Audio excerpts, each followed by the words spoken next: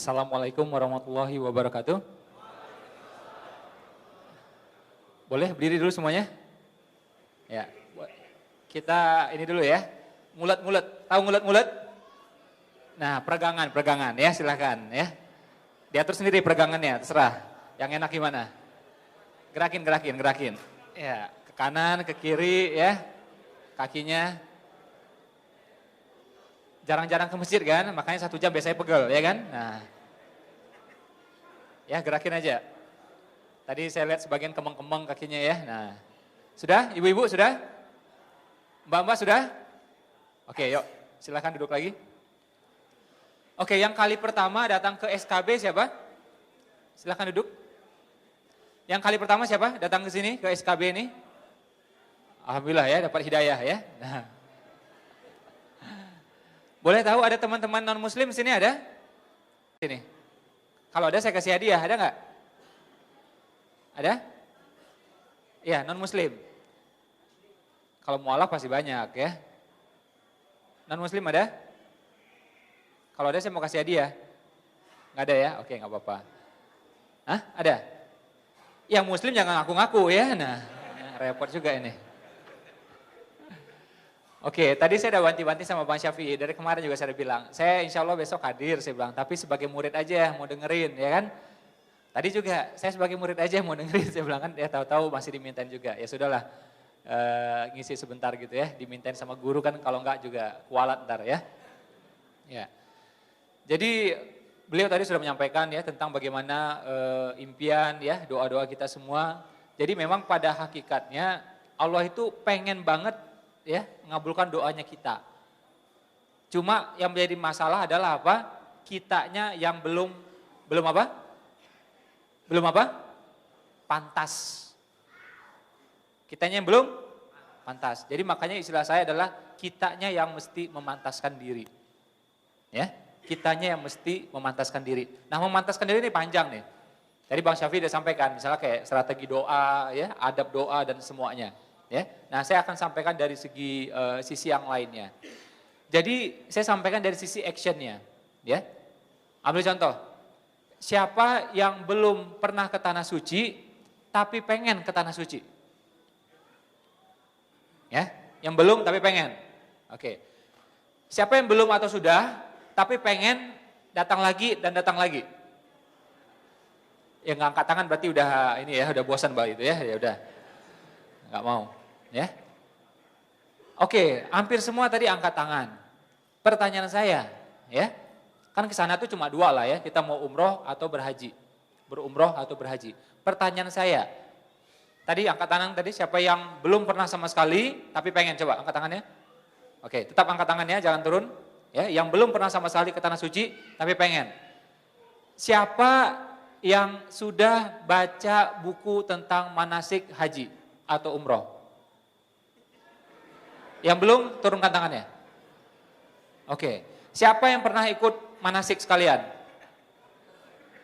Makin berkurang. Ya. Jadi itu bedanya, ada yang serius, ada yang enggak serius. Ngomongnya pengen ke tanah suci. Baca bukunya pernah enggak? Enggak. Ini yang kalau menurut bahasa saya, itu omong kosong menurut saya. Omong kosong. Kita pengen punya mobil, minimal ngapain? Udah bisa bawa mobil. Minimal udah dekat-dekat sama tuh mobil. Ya, minimal sudah coba test drive sebentar. Minimal udah coba, misalnya lagi diam kita coba gas-gasin. Ya, ini yang saya sebut dengan mengactionkan impian. Ya. Jadi ini wujud keseriusan kita. Pada hakikatnya kalau Allah nurunkan suatu perintah, kita diberikan potensi untuk mampu, untuk melakukannya. Betul nggak? Apalagi haji. Haji hukumnya apa? Sunnah? Wajib? Bukan wajib lagi, wajib plus rukun. Ya, tahu artinya rukun? Rukun tuh gak main-main loh. Ibaratnya kita sholat gitu ya, salah satu rukunnya adalah apa? Al-Fatihah. Gak pakai Al-Fatihah, sah gak sholatnya? Gak sah. Rukunnya Islam, apa? Ada berapa rukunnya? 5 atau 6? 5 ya. Salah satunya apa? Haji. Kalau nggak berhaji, kira-kira sah nggak? Nah, pikirkan ya, pikirkan. Jadi sebenarnya kalau Allah menurunkan sebuah perintah, kita diberikan potensi untuk mampu yang sebenarnya. Cuma ada yang serius, ada yang kagak. Terbukti tukang bubur ada yang bisa naik haji, ya enggak? Nah, di sekitar kita juga tukang becak lah, buruh lah, bisa gitu. Ada office boy, bisa kurban sapi. Ya, ada lagi pemulung, bisa korban sapi. Ya, ada lagi 2 kambing yang bagus. Kambing biasa 1 jutaan, dia yang 2 jutaan. Karena sungguh-sungguh. Nah, tidak mungkin Allah menurunkan sebuah syariat, kita tidak mampu, nggak mungkin. Bedanya itu ada yang serius, ada yang tidak. Sama saya bilang tadi, soal ini bukan soal haji atau umrohnya. Tapi kalau memang itu impian teman-teman, oke, saya jawab juga. Sebenarnya untuk semua impian. Jadi kita punya impian ini nih. Belum bisa ke sini, apa yang bisa dilakukan sekarang? Baca bukunya bisa nggak? Baca bukunya, harganya cuma berapa? Ya, pergi ke Gramedia, pergi ke Karisma, harga cuma 20.000, 30.000, baca tuh buku. Jadi tahu tuh. Oke? Jadi ini istilah saya adalah apa? Memantaskan niatnya, memantaskan ilmunya. Ya, uang mungkin belum punya, tapi memantaskan ilmu. Ah, ini masih bisa. Gak punya duit juga, buka di internet. Internet mah gratis, buka dari handphone. Gak punya handphone teman lah. Ya, umroh tuh ngapain sih? Haji tuh ngapain sih? Buka di internet. 5 detik langsung keluar semuanya itu. Ya, baca tuh. Nah, itu wujud orang yang sungguh-sungguh. Ini saya ngomong apa yang saya lakukan. Saya alhamdulillah dibesarkan dari keluarga yang tidak kaya. Bahkan susah gitu. Kita kuliah, ya perjuangan. Semuanya serba perjuangan. Ya, masa-masa nikmat kita secara dunia itu berapa tahun terakhir ini saja. Sebelumnya kita semuanya perjuangan. Ya, saya pengen haji, sama. Ini saya bilang tadi pertama ya, mantaskan ilmu. Kedua nanti memantaskan uang. Jadi ilmunya pertama apa tadi? Buku ya. Kemudian apa? Manasik, ikut manasik. Minimal udah tanya-tanya ustadz, ya. Ustadz, itu ihram itu apa? Ya. Orang Indonesia tuh ihramnya nggak tahu. Ya, kadang-kadang ihram terbalik lagi ya. Nah. Ini bukan si A atau si B ya, dan kita juga nggak tahu rencananya apa gitu ya. Mungkin sengaja, mungkin tidak ya. Kan bisa jadi juga sengaja, kita nggak tahu. Ihram itu apa? Ya. Pertanyaan saya, muhrim itu apa? Ya? Nanti ini saya nggak mau jawab ya. Nanti cek di Google atau tanya sama gurunya, tanya sama ustadznya. Muhrim itu artinya apa? Tidak seperti yang kita pahami. Nanti apa kaitan muhrim dengan ihram tadi yang saya omongin? Kita ini sering salah istilah sebenarnya. Ya, sebenarnya di sana tuh tepatnya itu. Yang kita sebut muhrim, mahram kebalik-balik semuanya. Benar nggak? Nah, nanti buka lagi di Google ntar. Nah itu contoh sederhananya. Terus misalnya nanti kayak mikot, apa itu mikot gitu? Tanyain sama guru kita, tanya sama ustadz kita. Nah itu saya sebut dengan memantaskan ilmunya, 1. Kedua adalah apa? Memantaskan uangnya. Saya langsung ngomong yang konkretnya aja, memantaskan uangnya. Kita pengen umroh, pengen haji, biaya berapa tuh? Umroh berapa? Oke deh kita ngomongin lebih berat dikit, haji berapa? Ini Indonesia ini penyakit emang luar biasa nih, ya. Orang-orang kayaknya umroh hobi banget, haji kagak. Benar nggak? Iya, banyak tuh. Yang seusian saya 30-an, 40-an tuh. Gemar banget tuh, tiap tahun umroh, daftar haji kagak. Banyak banget tuh. Yang hijab itu juga, hijab bagus nggak? Bagus. Tapi ganti terus.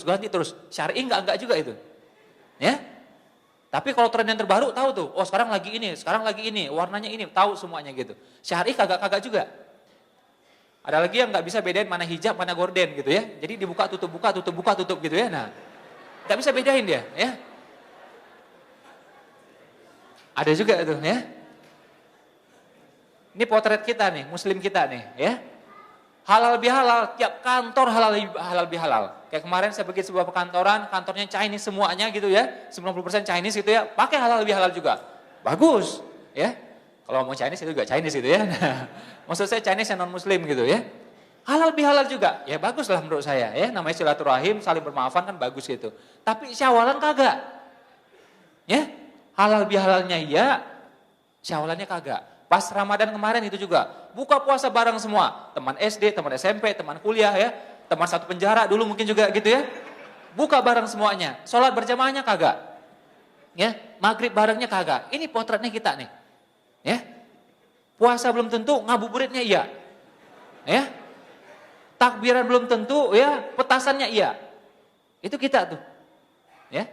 Nah, gak usah kayak ikut yang kayak gituan. Jadi udah dibilang sama ayatnya kan, kalau kamu mengikuti kebanyakan manusia, pasti tersesat. Ayatnya ngomong kayak gitu. Jadi gak usah ngikutin orang rata-rata. Ya, kayak orang rata-rata nih, hari Minggu gini nih, Minggu pagi nih, ngapain mereka? Ya santai-santai di rumah, ya kajian, gitu-gitu aja kajian, ya kan? Paling ngomong juga kajian itu aja ya, paling disuruh sholat, disuruh sedekah, suruh berbuat baik, itu aja ngomong dari dulu. Dia santai-santai di rumah. Ya. Nah kalau pengen sukses saya bilang simple. Pengen sukses nggak? Ya. Lihat orang rata-rata yang hidupnya nggak sukses-sukses, lihat tuh hidupnya seperti apa. Lihat tuh ya beneran, lakukan yang sebaliknya, insya Allah sukses. Itu aja. Dia nongkrong terus di rumah, ya kita lakukan yang sebaliknya. Orang nggak pakai duha, kita yang pakai duhanya. Dia malam-malam tidur terus sampai pagi, kita yang pakai tahajudnya. Dia ngumpulin duit, kita sedekahin duit. Pokoknya lakukan apa yang mereka tidak lakukan, insya Allah sukses. Itu aja saya bilang. Ya, ngikutin orang rata-rata, ikutin kata orang, sesat udah semua itu. Itu ayat yang ngomong. Kalau ngikutin kebanyakan manusia, tersesat. Ya, nggak selamat, nggak sukses. Nah, balik yang tadi ya, ini bukan soal umrohnya yang saya ngomongin, bukan soal hajinya, tapi soal memantaskan dirinya. Jadi pertama tadi memantaskan ilmunya. Kedua apa? Memantaskan uangnya. Haji berapa tadi? 40 juta. Benar ya? Kalau tazkiyah beda ya, itu pakai plus. Nanti babnya plus ada lagi ilmunya ntar ya. Beda lagi ilmunya ntar. Ada enggak ya? Saya pengen tanya nih ya, yang tadi itu yang pengen tadi. Ada enggak di sini? Dia pengen haji, duit belum ada, tapi sudah buka rekening khusus untuk berhaji. Ada enggak di sini? Lihat, segelintir kan? Makin segelintir. Jadi Allah tuh nggak pernah ngitung duitnya kita, ya. Kalau jumlahnya berapa itu bukan itu intinya. Nih saya ngomongin saya dulu. Saya pengen berhaji karena saya tahu haji itu wajib, haji itu rukun. Uangnya berapa? Zaman saya waktu itu sekitar 30 juta. Ada nggak duit segitu? Nggak ada. Berapa yang saya ada? Yang ada cuma 2,5 juta. 2,5 juta saya buka di rekening bank, saya niatin khusus untuk haji. Saya nggak otak-atik. Ya. Ini disebut dengan memantaskan diri dari segi tadi ilmunya, ini dari segi uangnya. Jadi Allah itu tidak nilai jumlahnya, tapi soal kesungguh-sungguhan kitanya. Benar nggak ente serius? Gitu loh. Ya. Nah, ini sejak saya lakuin, saya pantaskan niatnya, ya, saya lurusin niat saya pantaskan ilmunya, saya pantaskan uangnya. Akhirnya beneran tuh. Umrohnya dapat, umroh pertama saya langsung umroh Ramadan waktu itu. Ya. Haji langsung dapat, pakai plus lagi. Oh, bukanya 2,5 juta tuh. Allah langsung kasih plus. Udah gitu apa? Plus sama istri lagi. Ya. Modal 2,5 juta, keajaiban terjadi. Jadi bukan soal uangnya, tapi soal kesungguh-sungguhannya. Teman-teman yang misalnya duitnya lebih mepet lagi, misalnya cuma punyanya gopek, ya udah mulai dari gopek. Ya. Gaji mungkin cuma 1,5 juta per bulan. Ya udah, mau ada berapa gitu. Ya udah buka rekening khusus, mungkin gopek. Ya, gopek itu 500.000 gitu ya. Ini mohon maaf nih ya, ini istilahnya ini ya, pedagang gitu ya. 500, maksud saya 500.000 gitu ya. Nah, buka rekening khusus dan niatin tiap bulan tambah sebisanya kita. Persis seperti anak kita, ponakan kita pengen sepeda. Dia pengen sepeda, jawaban kita apa? Oh, minta sepeda dong. Jawaban kita apa? Ya. Baiknya tuh bocah, ponakan kita mesti belajar dulu naik sepeda. Walaupun belum punya sepeda, benar nggak? Itu lebih tertarik kita. Satu, kedua apa kita jawaban kita? Nabung, benar nggak? Dia nabung tuh, sepeda mungkin harga 1 juta, dia nabung 20.000, tiap bulan cuma 5.000, mungkin 10.000. Setelah sekian bulan terkumpullah akhirnya duitnya cuma misalnya 300.000. Apa yang kita lakukan? Mencukupi, kurang lebih Allah kayak gitu, walaupun beda. Terkumpul kita nanti sekitar 3 juta, 4 juta, yang sisanya itu urusan Allah. Allah hanya nilai kesungguh-sungguhannya itu. Nah ini ilmu impian ini yang saya pakai kemana-mana. Jadi kita pengen apa aja, ya, apa aja. Saya dulu nggak punya tuh, duit buat beli mobil yang mereknya A itu nggak punya. Yang mereknya M itu nggak punya. Ya, yang mereknya P itu nggak punya. Apa yang saya lakukan? Beli bisa nggak? Belum bisa. Sewa bisa nggak? Nah masih bisa kan? Masih bisa nggak? Masih bisa. 1 bulan mungkin sewa nggak sanggup. 1 hari masih sanggup nggak? masih sanggup. Ini contoh ya, saya pengen mobil yang waktu itu mereknya M. Apa yang saya lakukan? Saya kalau dari airport menuju suatu tempat, ya udah saya pakai taksi yang mereknya M itu. Cobain, wah enak memang ya, beda tuh dengan merek yang lain. Ya, rasain. Jadi intinya apa? Lakukan apa yang kita bisa. Ya, sama ya. Yang belum nikah siapa sih yang belum nikah? Mau nikah nggak? Nah, segera tuh sebelum dilarang ntar ya, repot ntar ya. Iya, bulan Ramadan udah, bulan Syawal udah, bulan Madu kapan coba ya? Nah, menunggu apa lagi coba ini ya? Malam Lailatul Qadar sudah, ya kan? Malam Nuzul Quran sudah. Malam pertama kapan coba ya ini? Apalagi nih tunggu coba. Nah, itu juga sama, lakukan apa yang kita bisa, pantaskan diri kita. Ya, kita pengen jodohnya soleha katanya, benar nggak? Benar nggak? Nah, katanya, ya kan? Ente soleh nggak? Soleh nggak? Allah cuma kasih orang yang pantas untuk kita. Nilai kita 7, dapatnya biasanya 7 juga. Nilainya 8, biasanya dapat 8 juga. Nilainya 9, 9. Nilainya 4 juga 4. Jadi adalah sangat-sangat kecil kemungkinannya, bahkan bisa mungkin itu, kita bisa menyebut itu mustahil, kitanya 4 pengen dapat yang 9. Omong kosong saya bilang. Muka kita nggak jelas, amal nggak jelas gitu ya, pengen istri cantik soleha, ini orang nggak ngaca menurut saya. Ya, mestinya pakai kaca terus keliling badan dia tuh, biar tahu tuh ya. Nah, benar nggak? Allah cuma kasih orang yang pantas untuk dia, yang baik-baik untuk yang baik-baik, yang keji untuk yang keji. Benar nggak? Benar nggak? Tapi nggak benar Mas Epo, itu istrinya Fir'aun baik ternyata, benar nggak? Istrinya Nabi Nuh nggak baik malah, benar nggak? Syariat itu berlaku sebelum Nabi Muhammad. Nabi Muhammad dan sahabatnya berlaku tuh, yang baik-baik untuk yang baik-baik, yang keji untuk yang keji. Ente nabinya siapa? Nabi Musa, Nabi Muhammad. Nabi Muhammad ya? Nah, yang baik-baik untuk yang baik-baik, yang keji untuk yang keji. Jadi kalau kita pengen jodoh kita nilainya 9, kita 9-kan diri kita. Pengennya adalah, nggak Pak, saya yang abal-abal nggak masalah Pak, nilai 6 nggak masalah, ya udah 6 aja udah. Tapi kalau pengen 9, 9-kan diri kita. Bukan berarti kita nyebut diri kita 9 enggak, tapi kita berusaha menuju ke sananya. Insya Allah ketemu. Nah ini juga berlaku buat cari partner ya, cari mitra, cari investor, cari karyawan, cari tim. Itu tim saya di kantor, nggak pernah sekalipun saya nyuruh. Itu alhamdulillah rutin sholat duha semuanya. Ya, rutin sholat duha semuanya. Mohon maaf, di sini ada yang merokok, ada? Boleh tahu yang merokok, laki-laki yang merokok ada? Nggak apa-apa. Ada yang merokok di sini? Maksudnya di luar ini biasanya ngerokok, di sini tuh enggak gitu ya. Nah, ada? Nggak apa-apa, kalau ada nggak masalah. Ada? Gak apa-apa nih, jujur aja, jujur ini. Syawal ini ya, Syawal itu peningkatan, oke? Yang biasanya merokok, coba angkat tangan, ada nggak di sini? Wah luar biasa nih kalau nggak ada nih, ya? Wah ini kayaknya Bang Syafi berhasil ini sudah nih ya, mengelola ininya ya, jemaahnya ya. Ini ya, saya bilang, saya punya partner di seluruh Indonesia lebih dari 100 orang. Statistik di Indonesia mengatakan bahwa laki-laki di Indonesia itu lebih dari 50% merokok. Dan subhanallah lebih dari 100 partner saya ini yang merokok cuma 2 orang. Ya, karena apa? Saya tidak merokok. Oke, Allah cuma kasih apa yang pantas buat saya. Ya, harusnya 50% merokok tuh, nyatanya kagak.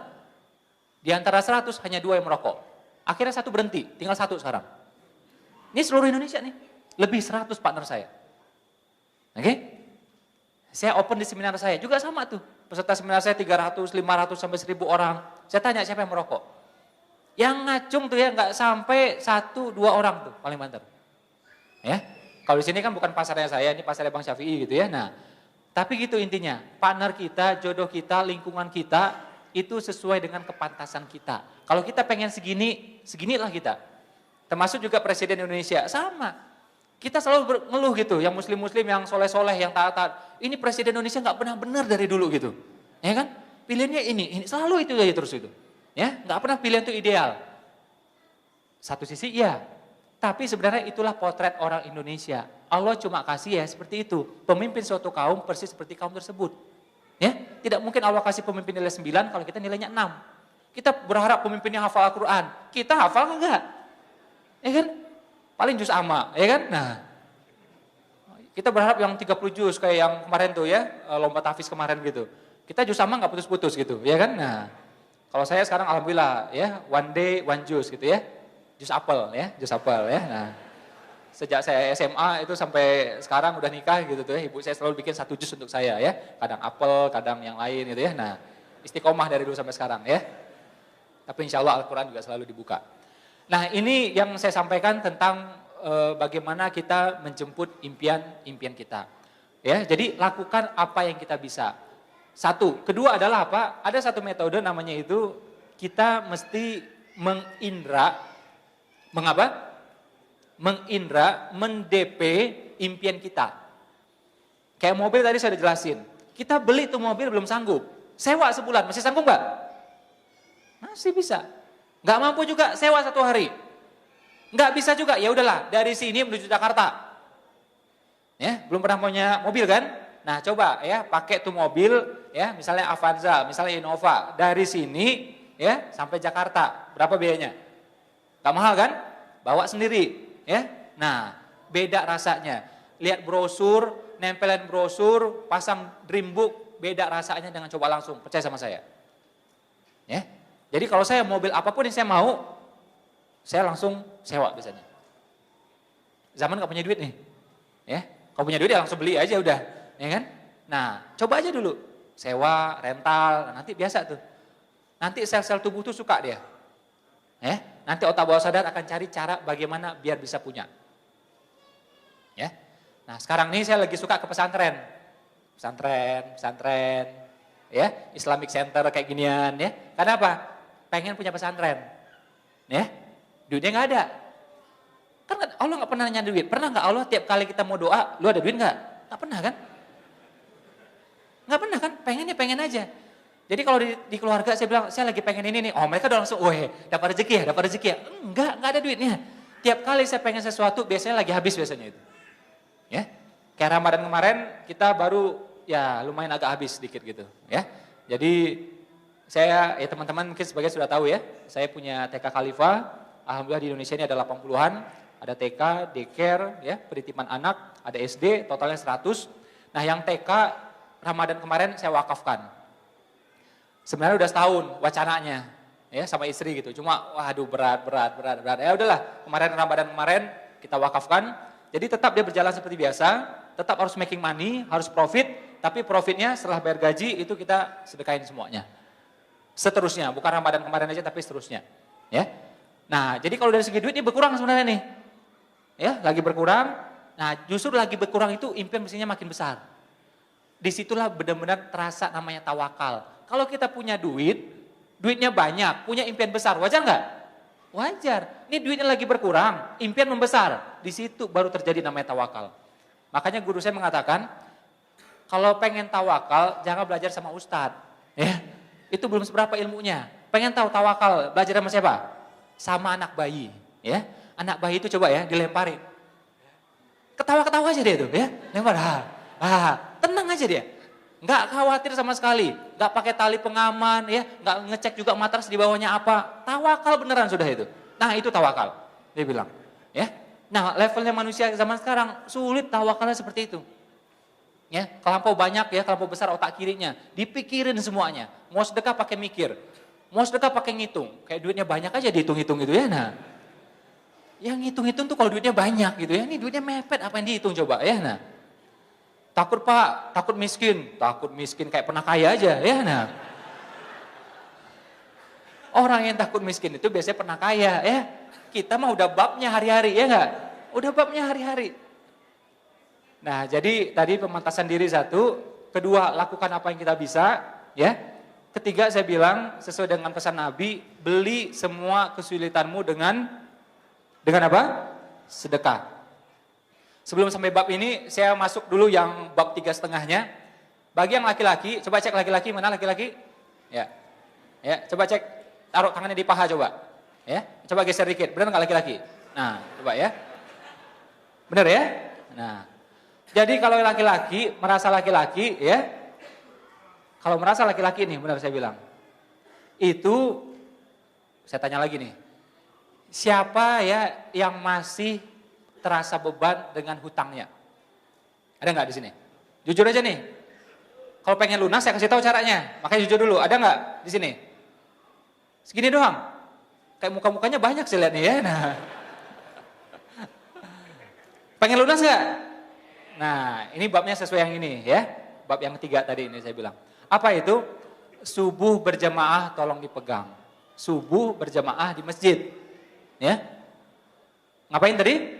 Subuh berjamaah di masjid. Ya, ini luar biasa. Kok bisa Pak? Apa kaitannya? Gak usah banyak nanya, praktek aja dulu. Ya. Dengar, taati, selesai sudah.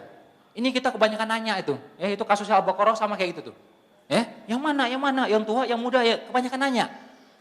Gara-gara semakin banyak nanyanya, semakin kurang fadilahnya. Dengar, taati, selesai. Kalau saya kayak gitu, saya cari gurunya. Begitu saya tahu nih gurunya yang bakal saya ikuti, saya ikutin aja semuanya. Saya nggak bakal tanya-tanya. Andai kata saya tanya itu sifatnya teknis, bukan mempertanyakan. Kalau saya kayak gitu, ya dari dulu sampai sekarang saya kayak gitu.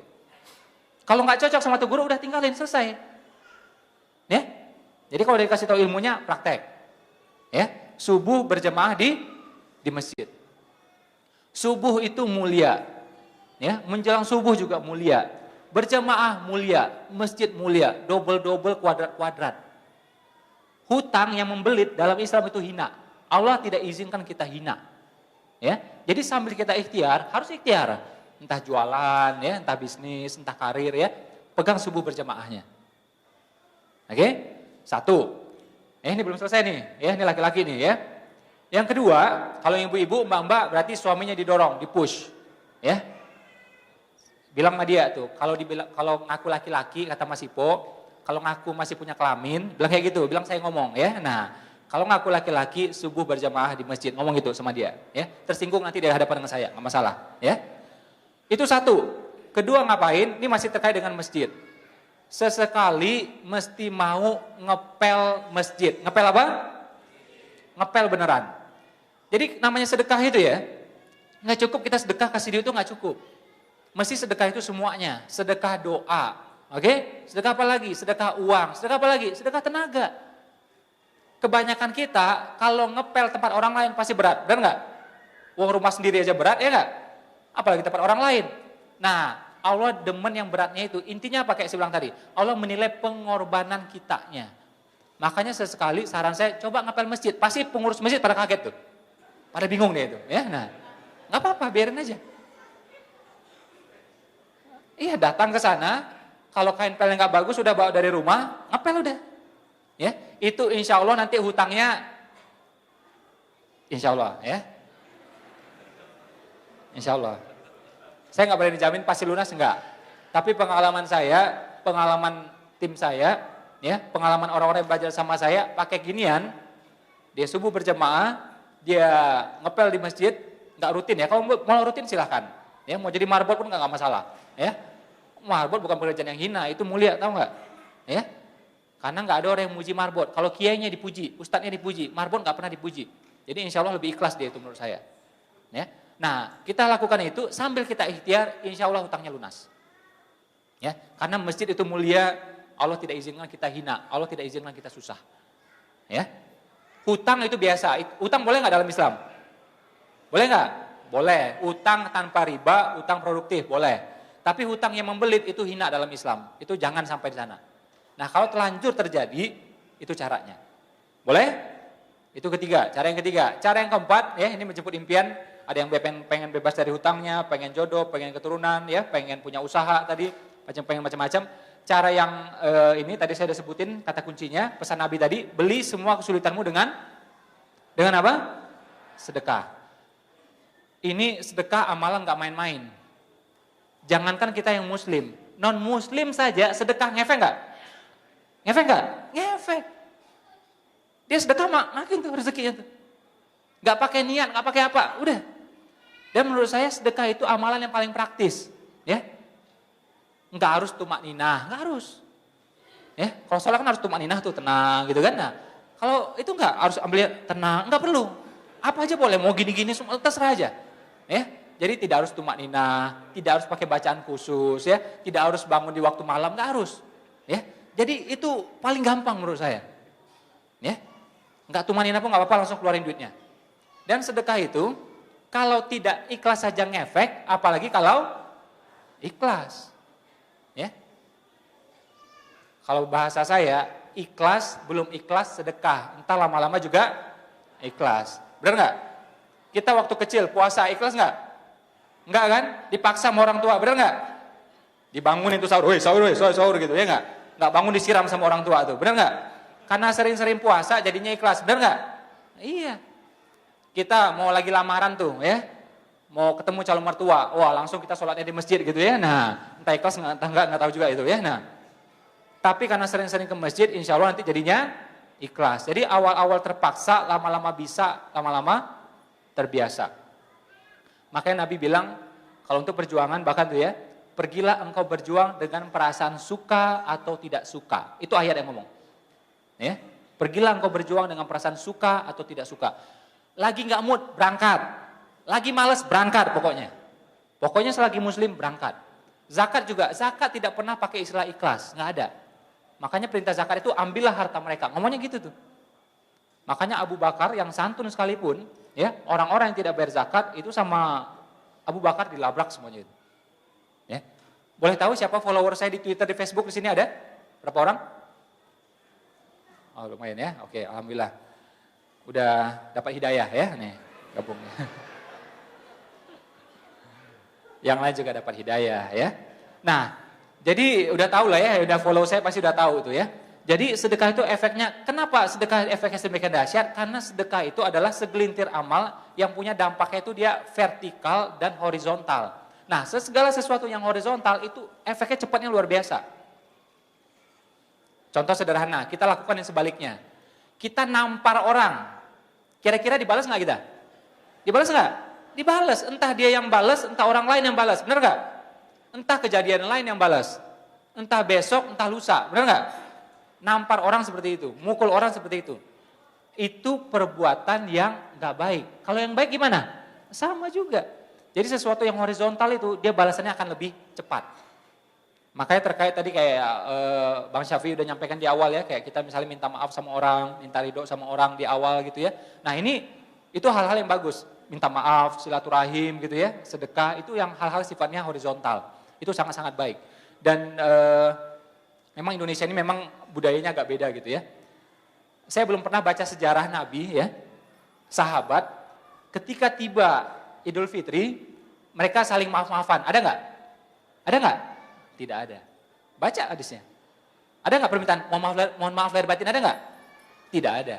Mereka ucapkannya apa tadi? Semoga Allah menerima amalku dan amalmu. Itu aja. Benar nggak? Terus minta maafnya kapan? Kapan salah langsung minta maaf. Kalau kita dikumpul dulu ya. Nanti pas Syawal baru gitu ya. Nah, sebenarnya kalau mau minta maaf pun sebenarnya paling baik itu sebelum Ramadan. Hadisnya ada. Ya. Nah cuma kita kebiasaannya ya di Syawalnya, di Idul Fitrinya ya sudahlah ya. Jadi kalau saran saya dilakukan semuanya sebelum sebelum Ramadannya iya, di Syawalnya juga iya gitu ya. Nah ini yang sifatnya jangan kita ada saling gak ridho dengan yang lainnya gitu. Nah sedekah ini juga sama, hal-hal yang sifatnya itu horizontal. Insya Allah efeknya sangat-sangat powerful. Gak ikhlas gimana? Kalau belum ikhlas? Kalau belum ikhlas gimana? Tetap sedekah, insya Allah lama-lama juga ikhlas. Terang-terangan boleh nggak? Tapi ada ayatnya bilang. Ayatnya bilang apa? Sedekah diam-diam lebih baik, benar nggak? Nah gini, mesti dipahami konteksnya. Yang dimaksudkan sedekah diam-diam itu, secara siri itu adalah apa? Kita tidak menyebutkannya, ya. Orang lain juga tidak tahu, karena apa? Kalau yang kita sifat ngebantuin orangnya. Jadi jangan sampai orang ini tersinggung, minder gitu ya. Kita pun kelihatan heroik gitu, jangan. Ya. Makanya paling pantang itu dalam Islam misalnya orang tuh ngantri gitu ya, kita bagi-bagi duit tuh. Itu enggak, itu kita merendahkan dia, bukan memuliakan dia. Karena itu ada fungsi amil di tengah. Si kaya tidak ketahuan kayanya, semiskin tidak ketahuan miskinnya. Amil yang mendata datanya semua. Ya. Nah, sebagai kompensasi amil dapat bagian persen. Sekian persen itu sah. Ayatnya ngatur, boleh gitu. Ya, kan operasional perlu biaya. Ya. Jadi si kaya enggak ketahuan kayanya, semiskin enggak ketahuan ininya dan si kaya pun enggak bakal dipuji-puji itu. Lain kalau ketemu orang miskin yang ngantri-ngantri, pasti tangannya dicium-ciumin tuh. Ya, akan muncul sum'ahnya, akan muncul riaknya. Nah, ini dijaga sama agama, makanya pakai amil. Oke? Nah, jadi sedekah diam-diam itu dianjurkan karena mengkhawatirkan akan mempermalukan si miskin. Tapi pada hakikatnya sedekah diam-diam boleh, sedekah terang-terangan juga boleh. Yang nggak boleh apa? Diam-diam nggak sedekah. Nah itu nggak boleh. Ya, itu bapak-bapak banyak tuh di masjid tuh. Kotaknya lewat dia pura-pura zikir aja gitu ya. Nah, itu kotaknya lewat aja gitu ya. Nah, makanya ya, pernah ke gereja nggak? Pernah nggak? Coba saya sekali pergi ke gereja. Boleh nggak masuk gereja? Boleh nggak? Boleh. Ya, belajar fikihnya boleh. Sholat di gereja boleh nggak? Hah? Boleh nggak? Pelajari fikihnya boleh. Ya, asalkan tidak ada patung di dalamnya. Cuma yang ngapain ente sholat di sana, masih ada tempat yang lain gitu ya. Nah, yang nggak boleh itu ada najis ya, ada ini gitu ya. Nah itu yang nggak boleh. Tapi kalau misalnya ya keadaan darurat itu di luar negeri banyak. Kayak misalnya Idul Fitri ya atau kita sholat Jumat itu tempat nggak ada. Akhirnya nebeng tuh di gereja sholatnya. Boleh. Ya. Yang penting patungnya diturunkan nggak ada. Insya Allah boleh. Ya, nanti ada penjelasannya lah panjang itu ya. Nah, jadi kalau di gereja itu dia nggak pakai kenceleng itu nggak pakai. Ini namanya udah jelek kenceleng coba. Bunyi kayak gitu kenceleng gitu kan. Lihatlah ya, masjid itu hendaknya itu tenang. Ya, tenang gitu. Ya. Tenang, tentram gitu ya. Jangan sampai bikin berisik. Kalau kita kasihnya koin-koin itu bikin berisik tau nggak? Ya, nah, kenceleng gitu ya. Nah, jadi jangan sedekahnya yang koin gitu ya. Nah, jangan pakai yang koin gitu ya. Dan idealnya sedekah itu meringankan. Apa? Meringankan, jangan memberatkan. Kalau kita kasih koin terus itu memberatkan, berat bawanya tahu nggak? Ngitungnya berat ya, bawanya juga berat ya.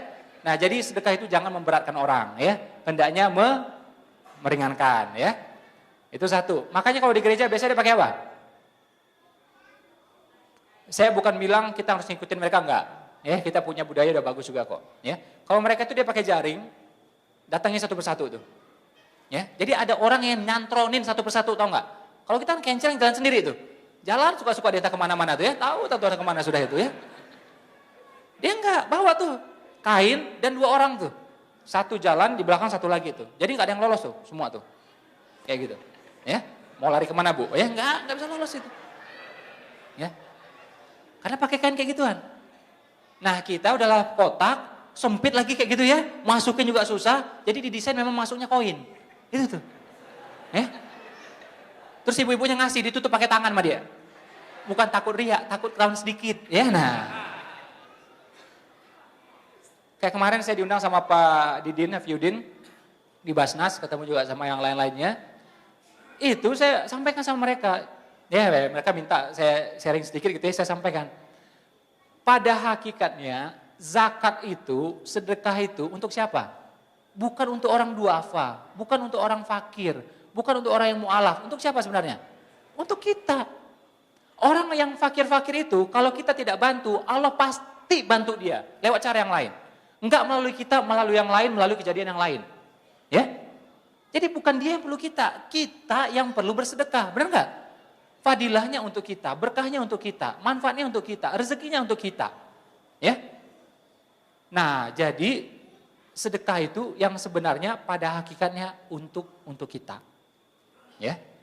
Dan satu hal lagi yang saya pengen sampaikan pada teman-teman di sini, coba sekali waktu yang rutin jalan, tiap hari itu jalan sedekahnya berapa aja sesuai kemampuan kita. Yang sekali waktu coba lakukan sedekah yang ekstrim. Apa itu ekstrim? Yang belum pernah kita lakonin, kita lakonin. Yang belum pernah kita jabanin, kita jabanin. Punya 2 motor, 1 sedekahin. Punya 2 mobil, 1 sedekahin. Ya, insya Allah dimarahin sama istri itu ya. Nah, nggak apa-apa lah ya. Kan istrinya itu tergabung dalam ISIS katanya ya. Nah, ISIS ya. Istri seksi ya, idaman suami ya, ISIS ya. Nah, istri soleha ya, idaman suami ya. Jadi insya Allah suaminya sedekah, istri pasti mendukung lah ya. Jadi apa yang terasa berat bagi kita sedekahin, itu ekstrim namanya. Punya tabungan 50% sedekahin. Ya. Cincin, apalagi? Gelang, apalagi? Anting, kalung. Istri saya tuh dari dulu nggak pakai kalung. Nggak pakai anting. Ya. Cincin juga ada itu karena ibunya yang ngasih, saya nggak pernah ngasih. Ya. Gelang pun ada 1 ya, gelang biasa aja. Yang harganya juga biasa aja. Ya. Nggak pakai kayak gituan, nggak apa-apa. Jadi ibu-ibu saran saya yang punya kalung ya, yang punya gelang gitu ya, yang punya anting, daripada nanti ini di akhirat buat susah kita karena nggak ada manfaat, barang kalau tidak ada manfaat nyusahin kita ntar di akhirat. Ya, mending dikasih sekarang, dilepasin sekarang, ada manfaat. Beneran saya bilang. Ya, barang itu ya, coba nih ya, ini buat semua juga nih, buka nanti lemari di rumah. Kalau ada baju udah 6 bulan kita nggak pakai, 12 bulan kita nggak pakai. Artinya apa? Itu baju sebenarnya kita nggak perlukan. Ya, lepasin. Kalau nggak nanti itu di akhirat bikin susah itu. Ya, kalau memang perlu nggak masalah, pakai aja. Ya. Kalau nggak lepasin. Ya. Baju saya itu simpel aja. Ini baju saya ini, ya. Ini baju kalau nggak salah beli berapa nih ya? 100.000 atau 200.000 tapi dapat 2. Ya. Celana juga nih yang nggak tahu nih, yang ini diskon 30 atau yang 70% itu. Celana saya tuh 4 aja. Ya simpel, jadi saya nggak pusing soal barang itu. Yang mau dibanyakin apa? Aset. Nah itu dibanyakin. Bisnis itu dibanyakin. Karena apa? Produktif menaungi orang banyak. Tapi yang melekat di tubuh sekedarnya aja. Lauk saya biasanya 1. Ada daging dikit atau ikan dikit, sayur, selesai. Ya.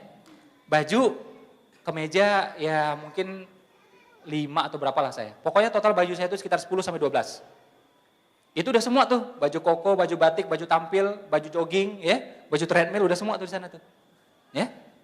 Udah pakai itu semua. Jam terbang kayak ginian nih, ada terus nih. Cukup semuanya. Sebelum saya sibuk banget, bajunya cuma 5 tuh. Ya. Jadi nggak usah berlebihan, biasa aja, sekedarnya aja. Tapi meskipun mobilnya bagus, itu perlu soalnya. Tuh jasnya bagus, ini perlu soalnya, ini baju perjuangan saya. Orang Indonesia lihat pembicara nggak pakai jas, nggak percaya dia. Bener nggak? Iya. Kalau jasnya rapi, apalagi 1 set gitu, percaya dia tuh. Bener nggak? Iya, ini baju perang saya cari yang terbaik. Ya, baju itu, baju perang Nabi itu terbaik. Nggak mau tuh yang KW gitu, nggak mau dia. Ya, nah, made in Cina itu nggak mau dia. Ya, nah, dia cari yang terbaik. Pedangnya Nabi, bagus nggak? Bagus. Coba pergi tuh ke Turki, lihat tuh pedangnya Nabi seperti apa. Berbalut emas, ada intannya. Karena apa? Perlu membangkitkan semangat timnya. Kalau pedangnya karatan, KW gitu, wah, lemes itu para sahabat sudah, udah balik aja, balik udah.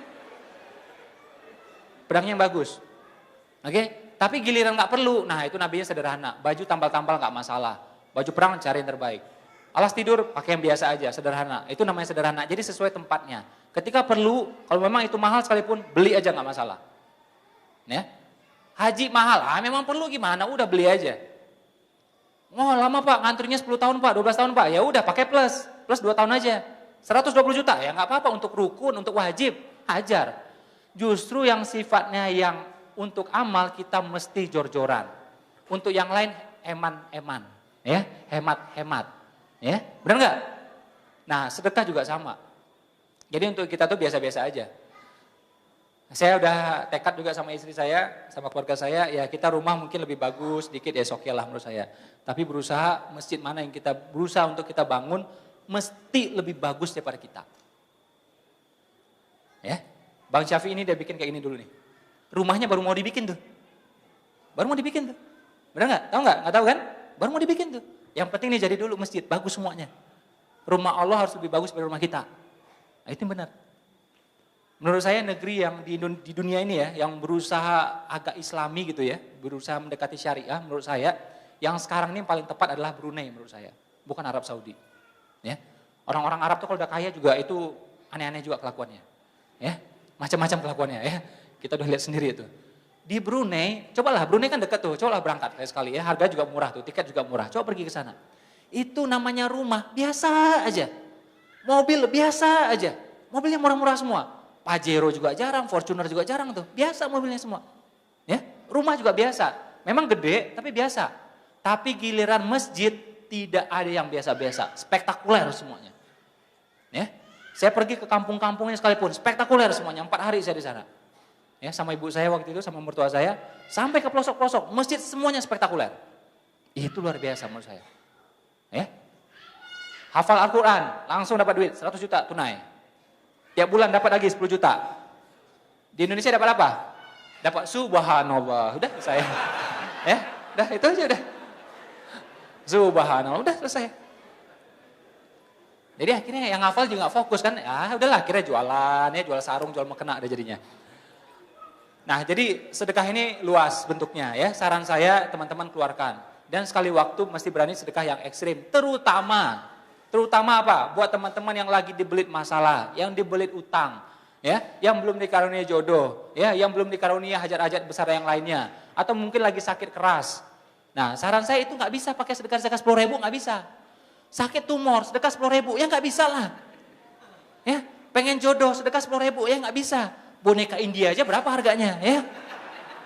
Bener nggak? Ini pengen cantik, soleha gitu ya, seksi, santun, ramah, hafal Al-Quran, sedekah 10.000, ini nggak ngukur baju di badan namanya itu. Ya, kalau hajatnya gede, action mesti gede, doa mesti gede, amal mesti gede. Gedenya masing-masing kita beda, tapi masing-masing kita berusaha memperbanyak. Ya kan? Nah mungkin bagi orang 10 juta nggak berharga, bagi kita 1 juta berharga, ya udah 1 jutanya lepasin. Makanya saya bilang apa itu sedekah ekstrim? Intinya sesuatu yang belum pernah kita lakukan. Biasanya kalau kita sedekah itu sampai mata kita berkaca-kaca. Badan tuh gemeter, jantung jangan ditanya sudah. Jantung tuh kayaknya dak dok bolak-balik tuh ke dengkul itu. Ya, bukan di sini lagi degupnya, langsung ke lutut tuh biasanya itu. Nah, makin berat pengorbanannya, makin besar fadilahnya. Dan biasanya makin cepat balasannya, biasanya. Tapi itu haknya Allah, terserah. Ya, saya nggak berani ngatur, saya nggak berani janjiin. Tapi yang pengalaman teman-teman, biasanya semakin berat, ya, semakin besar dan semakin cepat biasanya. Tapi kan rasanya berat Pak, iya karena hadiahnya juga besar. Kalau enteng-enteng aja hadiahnya itu payung biasanya. Payung, cangkir, gitu aja. Itu enteng itu, beli rinso langsung dapet tuh. Ya, kenapa berat? Karena besar. Itu makanya kayak gitu tuh. Yakin? Ya, jadi diam-diam boleh, terang-terangan juga boleh. Yang rutin jalankan sesekali juga ekstrim. Tapi itu kan menganiaya diri sendiri Pak? Enggak. Abu Bakar tuh bahkan sedekahnya seluruhnya. Benar enggak? Berani enggak kayak Abu Bakar?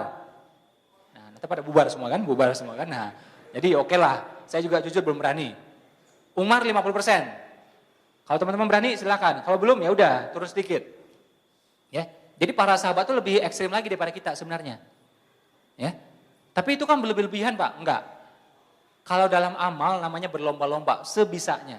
Nabi itu tahajud sampai bengkak kakinya. Ya, jadi memang sebisanya. Saya belajar tuh ya syariat tentang taraweh itu ya. Itu Nabi itu sholatnya memang 8 rakaat tarawehnya. Tapi selesainya itu sampai jam 12 malam sampai jam 1 malam. Ya. Nah di zamannya Umar itu tarawehnya berapa rakaat? Pernah 30, pernah 50, kayak gitu tuh. Tapi lebih cepat selesainya. Karena apa? Sahabat di zaman Nabi ini, pas di zaman Umar udah tua-tua. Kalau dibiarin sampai jam 1, bisa tepar mereka. Ya, makanya dijeda-jeda dengan, jadi kan kalau rakaatnya banyak otomatis ada duduknya. Ya kan, jadi makin banyak jeda untuk istirahatnya. Ya, makanya Umar memutuskan ya udah tarawihnya jadi sekitar ada yang 30, pernah 50. Dan intinya memang kalau tarawih itu sebenarnya kan sholat malam. Sholat malam tuh berapa aja boleh. Mau 80 boleh nggak? Boleh. Mau 100 boleh nggak? Boleh, terserah aja. Ya, mau 2 rakaat pun juga boleh, nggak masalah. Ya. Nah, jadi intinya Allah menilai pengorbanan kitanya. Kenapa sedekah ekstrim itu sangat efek? Karena itu, karena tingkat pengorbanannya luar biasa. Di antara seluruh nabi, yang paling berat pengorbanannya siapa? Siapa? Semua sih berat ya. Tapi kalau kita ngomong salah satu yang terberat adalah siapa? Nabi Ibrahim. Karena apa? Anak sendiri udah puluhan tahun dinanti, puluhan tahun loh dia nanti itu. Tahu-tahu pas lahir disuruh ngapain? Pengorbanannya berat. Ya. Akhirnya apa? Allah juga kasih fadilah yang besar buat dia. Apa fadilah buat dia? Nabi Ibrahim mintanya satu aja, tapi besarnya luar biasa. Mintanya apa? Kalau kita minta kayak gitu nggak bakal dikasih tuh. Dia minta apa? Dia pengen keturunannya jadi nabi semua. Nah, itu Nabi Ibrahim tuh. Kalau kita minta dikasih nggak? Insya Allah nggak bakal dikasih ya. Mau jidatnya sampai hitam itu sujud nggak bakal dikasih ya. Nah karena pengorbanannya besar luar biasa, berat luar biasa, Allah juga kasih fadilahnya besar luar biasa. Dan makanya Nabi Ibrahim itu satu-satunya nabi selain Nabi Muhammad yang ketika kita sholat selalu kita bacakan doa untuk dia. Benar nggak? Nabi Isa tidak, Nabi Musa tidak, Nabi Ayub tidak, Nabi Nuh tidak, bahkan Nabi Adam pun tidak. Hanya ada 2 nabi kita doakan selalu, Nabi Ibrahim, Nabi Muhammad. Karena pengorbanannya dia besarnya luar biasa, beratnya luar biasa.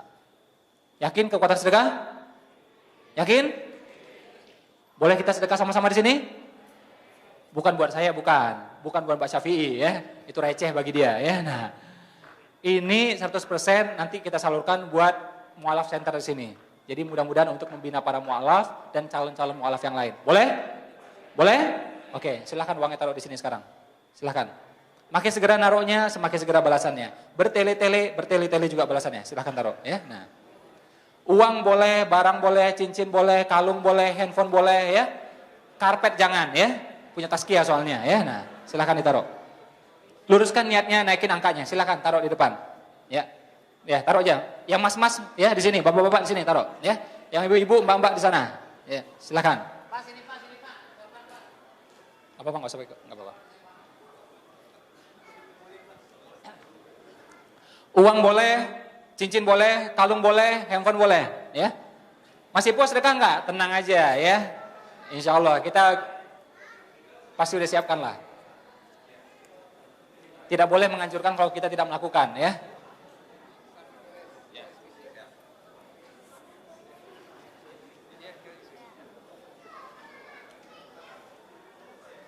Luruskan niatnya, naikin angkanya. Coba deh, yang punya hajat apa? Ke tanah suci, yang pengen jodoh, yang pengen keturunan. Oke? Pengen dapat kerjaan, pengen buka usaha ya. Nah, sambil tadi kita subuh berjamaah ya, sambil kita tadi pemantasan diri ya. Nah, kita beli dengan sedekah kita sekarang. Bukan sekedar sedekah, tapi coba sedekah yang ekstrim. Apa yang rasanya berat bagi kita lepaskan sekarang. Kalau belum bisa dilepaskan sekarang, nanti coba ya. Nanti setelah acara coba lepaskan. Yang sudah silakan duduk lagi, kita akan masuk sesi yang paling penting. Saya nanti sama Bang Syafi'i akan ada sedikit sesi tanya jawab gitu ya. Cincin boleh, kalung boleh, handphone boleh ya.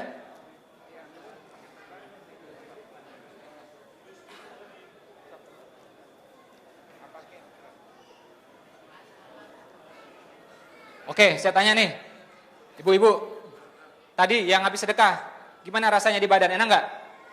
Enak nggak? Enak ya? Ada perasaan apa? Hangat atau sejuk? Ya, masing-masing beda ya. Kadang-kadang ada hangat di sini atau sejuk di sini. Nah itu insya Allah endorfin meningkat, dopamin meningkat, serotonin meningkat. Insya Allah sakit-sakit kecil hilang. Kalau sakit-sakit besar tergantung tadi ngasihnya berapa. Ya. Nah.